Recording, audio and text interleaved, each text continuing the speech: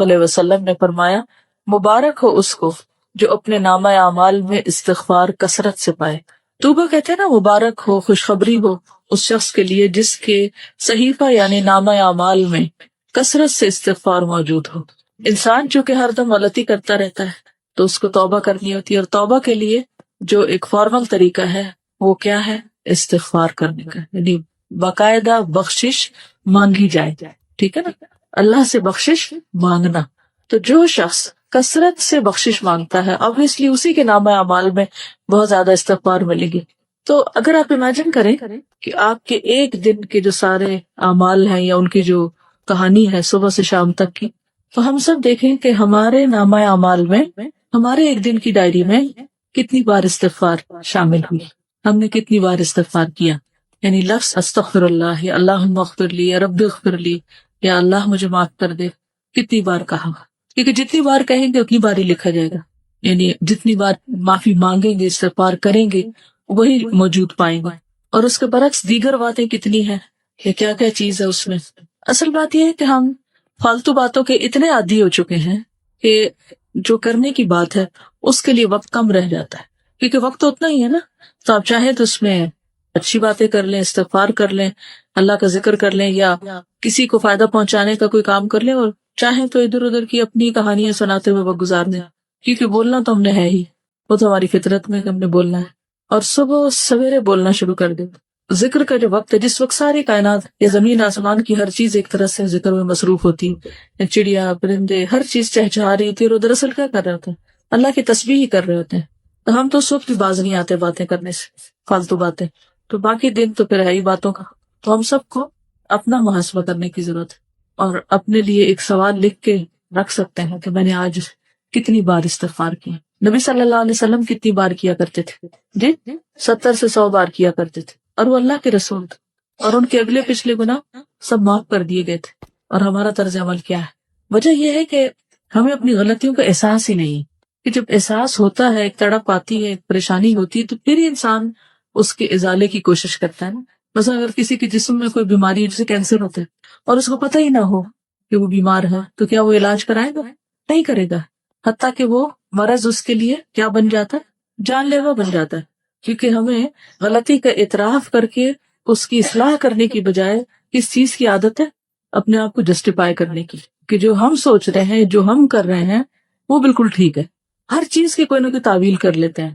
تو جب غلطیوں کی تعویل کرتے چلے جائیں گے تو پھر نتیجہ کیا نکلے گا؟ پھر توبہ کی توفیق نہیں ہوگی، توبہ کے لیے شعوری کوشش نہیں ہوگی، اور جب وہ کوشش نہیں ہوگی تو استغفار کہاں سے کریں گے، اور پھر وہ کریں گے نہیں تو نامہ اعمال میں کہاں سے آئے گا، اور اگر نہیں آتا تو پھر وہ مبارک کس کے لیے اور خوشخبری کس کے لیے؟ تو ہر چیز دوسرے کے ساتھ ریلیٹڈ ہے نا، ایک عمل دوسرے عمل کے ساتھ ایک چین ہوتی ہے پوری. تو جو بخشش مانگتا ہے اور ندامت کے آنسو گرتے ہیں اس کے، اور وہ کہتا ہے کہ اللہ تو مجھے معاف کر دے، تو اس کے لیے اللہ کا پھر وعدہ ہے کہ اللہ اسے معاف کرے گا. حدیث میں آتا ہے رسول اللہ صلی اللہ علیہ وسلم نے فرمایا شیطان نے اپنے رب عز و جل سے کہا مجھے تیری عزت اور جلال کی قسم میں تیرے بندوں کو اس وقت تک گمراہ کرتا رہوں گا جب تک ان کے جسم میں روح رہے گی. یعنی جب تک مر نہیں جاتا بندہ، روح نکل نہیں جاتی، اس وقت تک ابلیس اپنا کام نہیں چھوڑتی، کہتا میں کرتا رہوں گا گمراہ. اور اللہ عز و جل نے فرمایا مجھے اپنی عزت اور جلال کی قسم جب تک وہ مجھ سے معافی مانگتے رہیں گے میں انہیں معاف کرتا رہوں گا. لیکن دیکھیے ہم تھوڑی سی ہمیں تکلیف ہو جاتی ہے، سر دردی ہو جاتا ہے، بخار ہو جاتا ہے، تو کیا اس میں ہماری ہمت توفیق باقی رہتی ہے کہ ہم پھر بھی استغفار کرتے رہیں یا دعا مانگیں یا کوئی ذکر کریں؟ عموماً کیا ہوتا ہے جب ایسی کیفیت ہوتی ہے ہم سب کچھ بھول جاتے ہیں.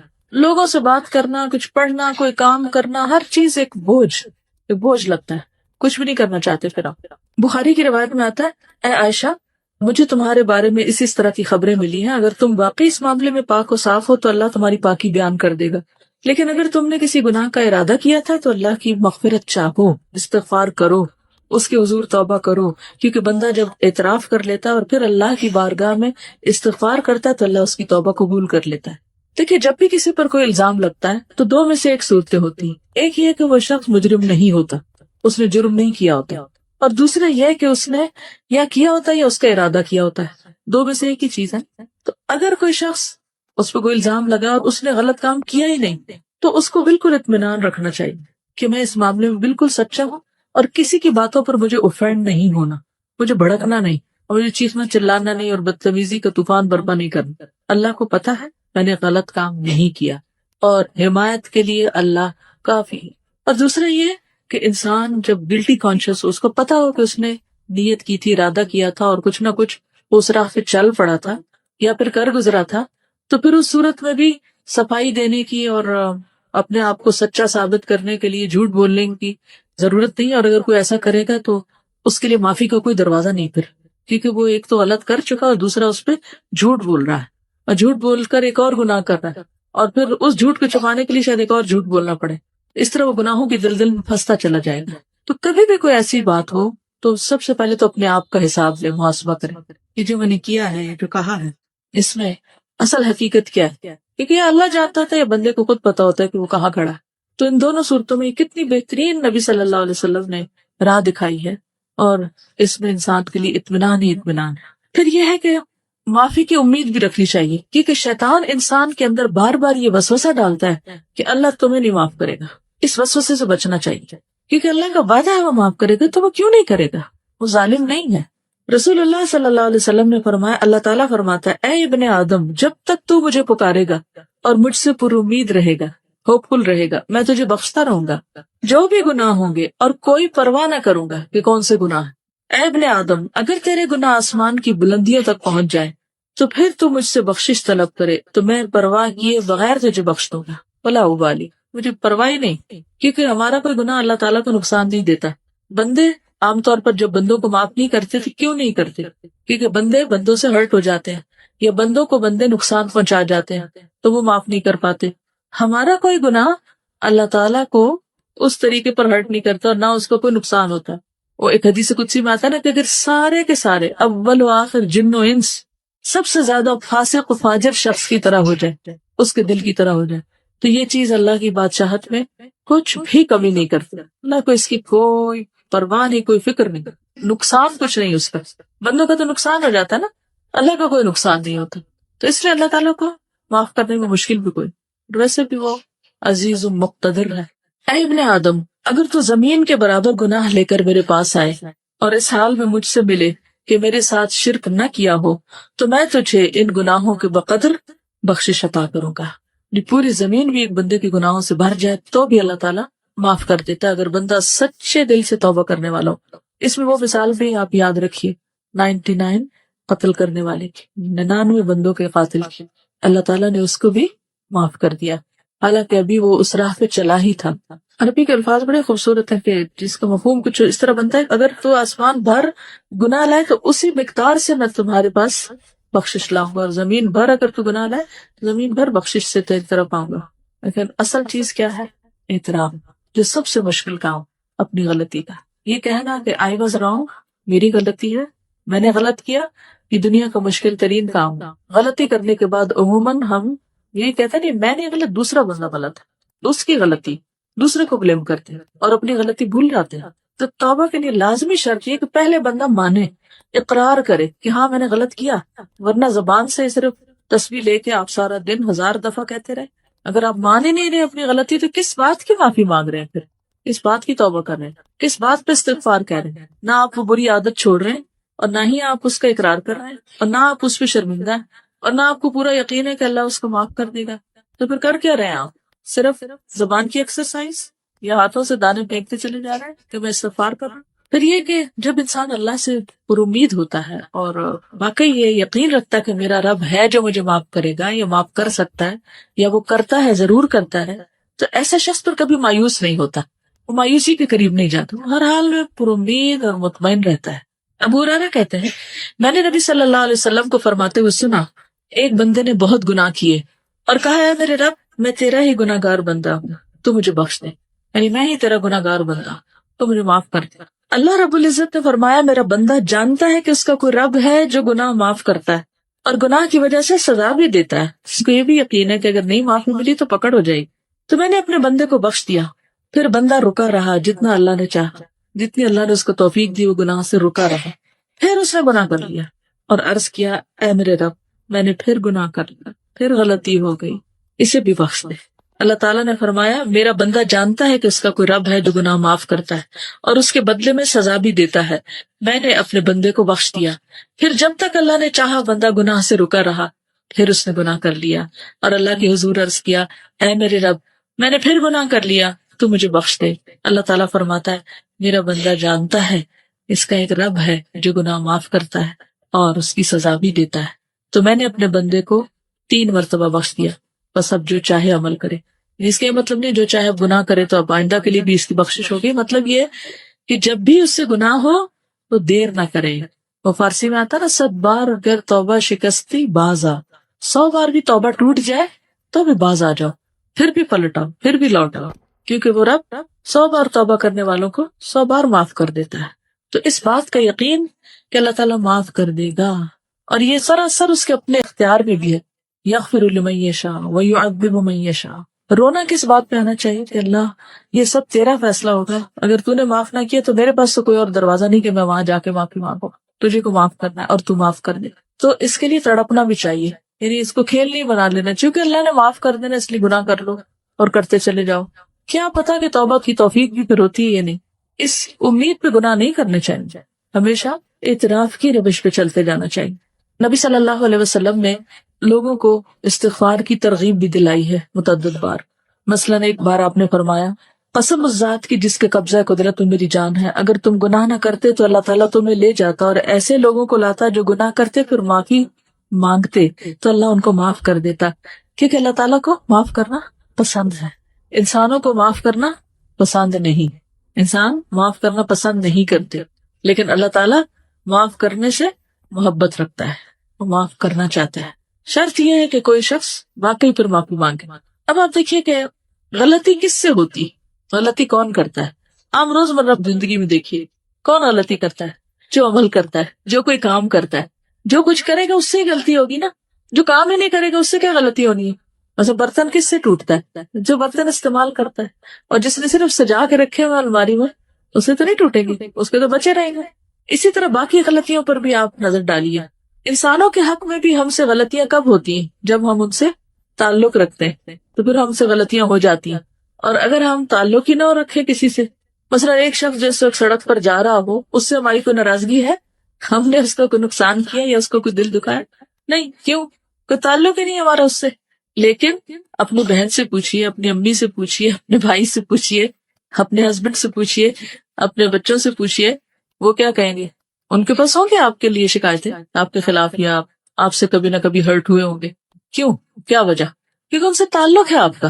تو اللہ تعالیٰ کو کیسے بندے پسند ہے؟ وہ جو کسی سے تعلق نہ رکھے اور سب سے کٹ کے ایک طرف بیٹھ جائے اور کوئی غلطی نہ کرے، نہ کسی کو ہرٹ کرے، نہ کسی سے کوئی معاملہ کرے، وہ پسند ہے. کون لوگ زیادہ بہتر ہیں؟ جو لوگوں سے ملتے جلتے رہے اور ان کی طرف سے پہنچنے والی تکلیفوں پر درگزر کرے، وہ زیادہ بہتر ہے بنسبت اس کے کہ نہ وہ کسی سے بات کرے نہ کسی کو ہرٹ کرے. تو جب آپ کسی سے معاملہ کریں گے تو ایک دوسرے کی کوئی بات بری بھی لگ جائے گی.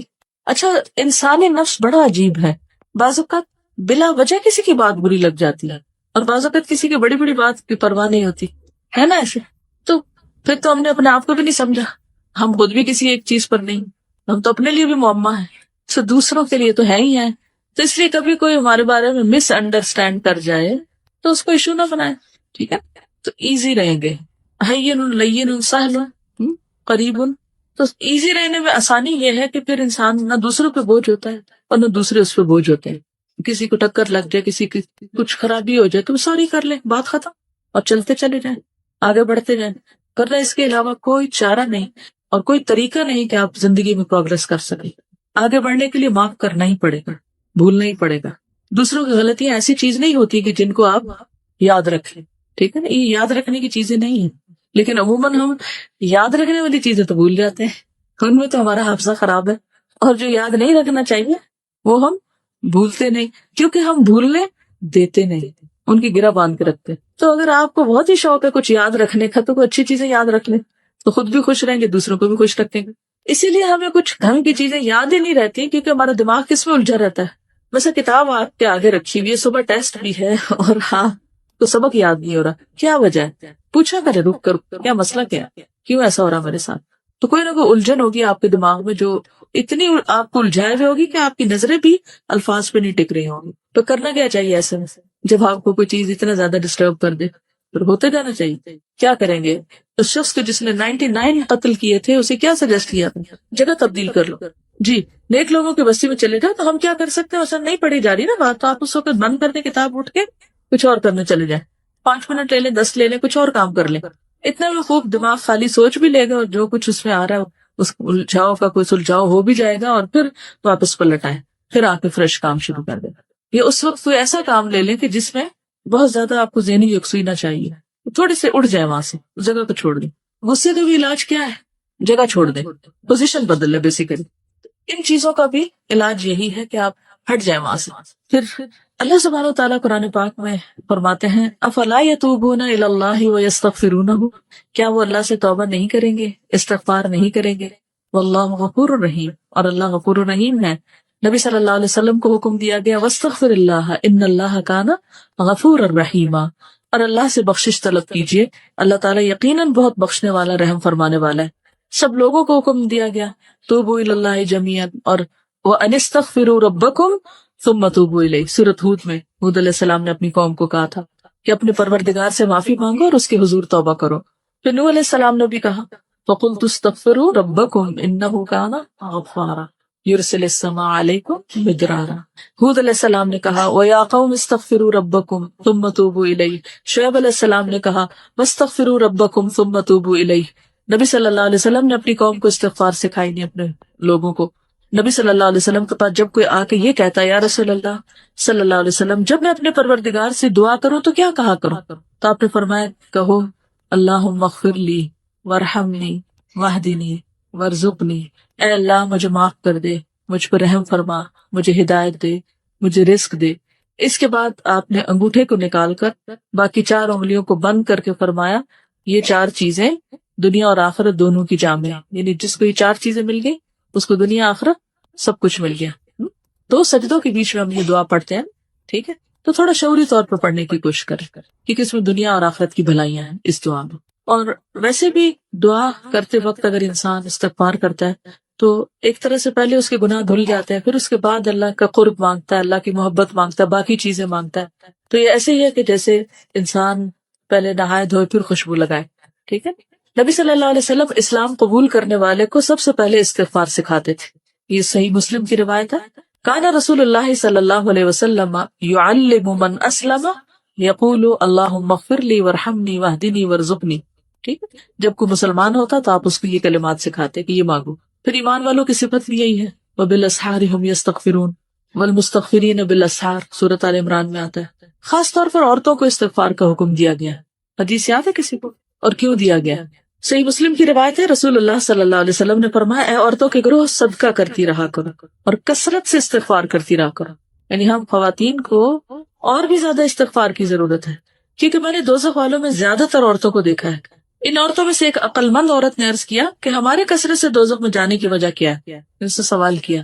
آپ نے فرمایا تم لعنت کثرت سے کرتی، یعنی لان تان، دوسروں کو بلیم کرنا، دوسروں کو برا بلا کہنا، اور اپنے خاوند کی ناشکری کرتی. ناشکری بھی نا ایک عادت ہوتی ہے، کسی حال پہ راضی نہ ہونا، کسی کا احسان نہ ماننا.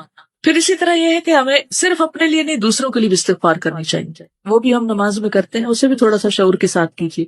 کیا کہتے ہیں؟ ربنا اغفر لی ولوالدی وللمؤمنین یوم یقوم الحساب. ٹھیک ہے، خصوصاً جب کوئی فوت ہو جائے تو اس کی بخشش کی دعا کرنی چاہیے. نجاشی جب فوت ہو گیا تھا تو نبی صلی اللہ علیہ وسلم نے صحابہ سے کہا تھا کہ استغفروا لاخیکم، اپنے بھائی کے لیے استغفار کرو، یعنی اس کی مغفرت کی دعا کرو. حسن بصری کہتے ہیں کثرت سے استغفار کرو، اپنے گھروں میں، اپنے دسترخوانوں پر، اپنے راستوں میں، بازاروں میں، مجلسوں میں، جہاں بھی تم ہو. تمہیں نہیں معلوم کہ کہاں بخشش نازل ہو جائے، کہاں اللہ تعالیٰ بخش دے. کیونکہ حدیث ہے نا توبہ، یعنی خوشخبری کس کے لیے؟ لمن وجد فی صحیفتی استغفارا کثیرا، جس کے صحیفے میں، جس کے اعمال نامے میں کثرت سے استغفار. تو پھر ہر موقع پہ، ہر مجلس میں، ہر جگہ انسان کرتا رہے، اور پھر برائی کرتے ہی ساتھ ہی کر لے. لیکن صرف برائی کرتے ہی نہیں، نیکی کے بعد بھی، نیکی کا کام کر کے بھی. کیوں؟ وہ کیوں؟ جیسے نماز کے بعد آپ سلام کہتے ہیں نا تو سب سے پہلے کیا کرتے ہیں؟ اللہ اکبر، استغفر اللہ. واہ، کیوں؟ آپ نماز کے اندر بھی غلطیاں ہوتی ہیں، نماز کا حق ہی ادا نہیں کرتے.